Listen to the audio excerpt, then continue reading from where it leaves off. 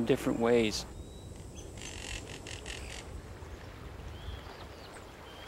The southwest Margaree flows from Lake Ainslie and across a soft bedrock of limestone and gypsum.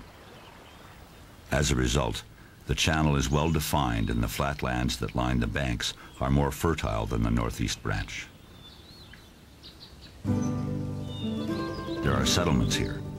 Farms and small woodlots are sprinkled through the valley. These are communities that can trace their roots back 200 years.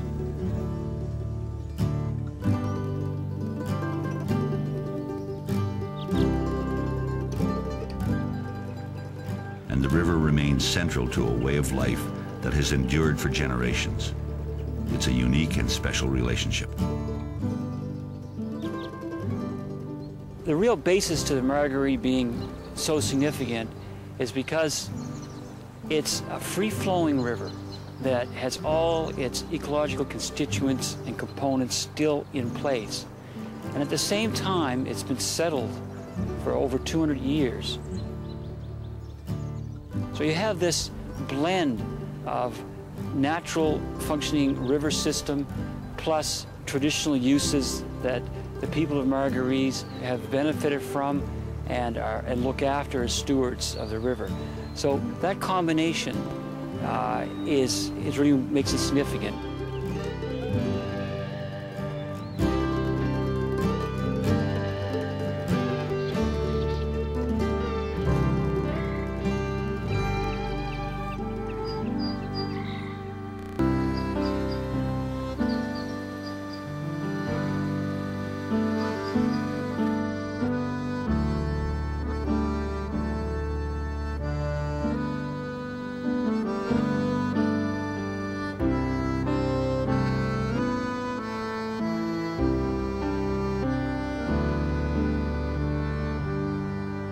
Different cultures have coexisted on the banks of the Margaree since the mid-1700s. The first wave of settlers was the Acadians. Many Acadians still remain here, including the descendants of the legendary Henriette Lejeune. She was the first white woman to settle in the region and is known locally as Granny Ross. Her family came to Nova Scotia and from the United States and settled in the Wolfville area. And when the expulsion of the Acadians took place, her family were shipped back to France. And it was some years later that she came back. And she was the first white woman here in Margaree. And it's said that she brought the smallpox vaccine with her from France, and she administered it to the local people.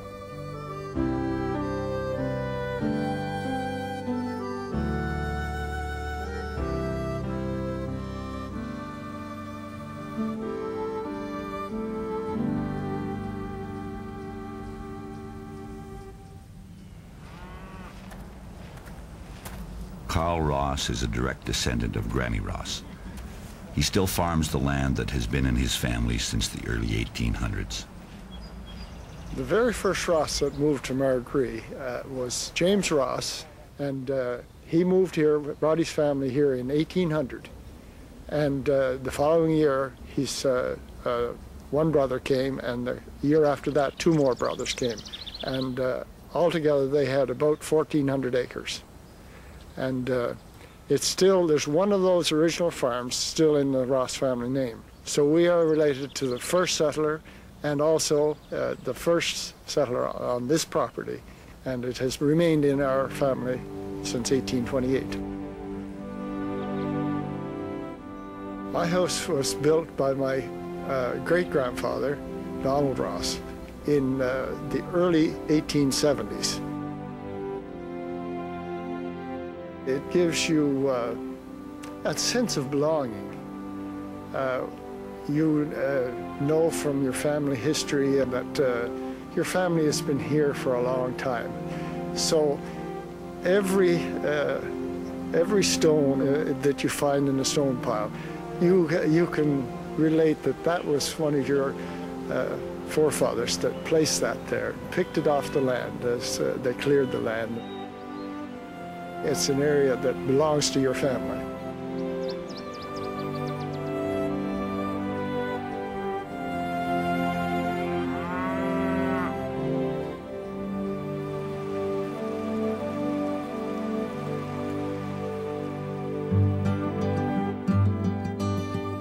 Recreational fishing has been a tradition on the Margaree River almost as long as farming. Enthusiastic anglers have been casting their lures into these waters since 1865.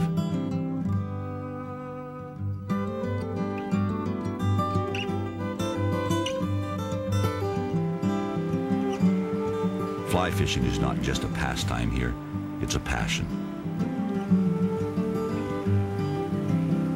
Atlantic salmon fishing is about 98% boredom. When you hook that one big fish, it's 2% of pure terror. It's excitement, it's adrenaline. It's like tying into a torpedo or a motorboat, and you have to try and bring the beast to heel, if you will. Bring it in, release it in good shape, and let it go.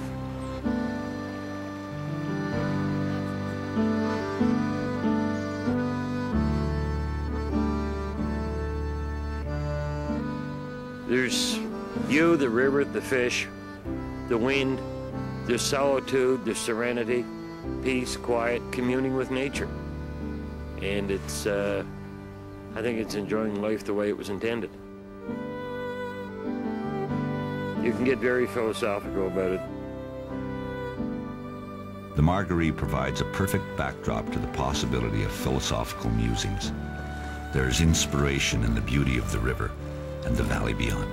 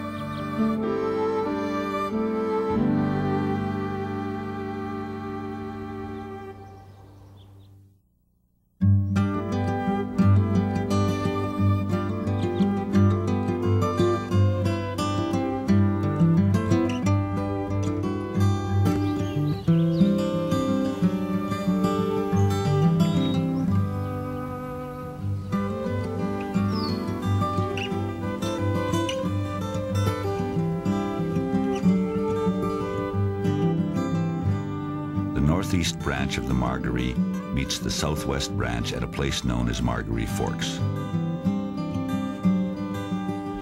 From there, the river becomes a united flow, working its way through a broad valley and out to the sea.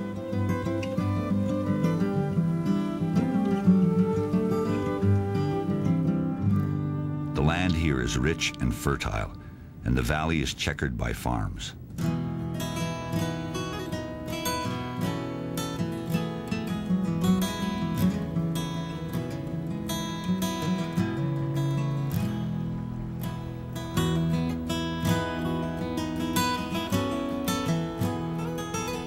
At the mouth of the river is the community of Margaree Harbor, an early settlement built on dreams that never came true. Streets were laid out and house lots were sold as part of an ambitious plan to build a shipping and commercial hub. Instead, it became a small fishing village and a haven for artists.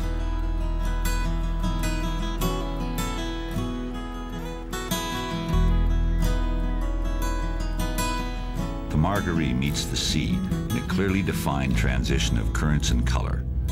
From its protected harbor, the fresh water of the Margaree is quickly swallowed up by the Gulf of St. Lawrence.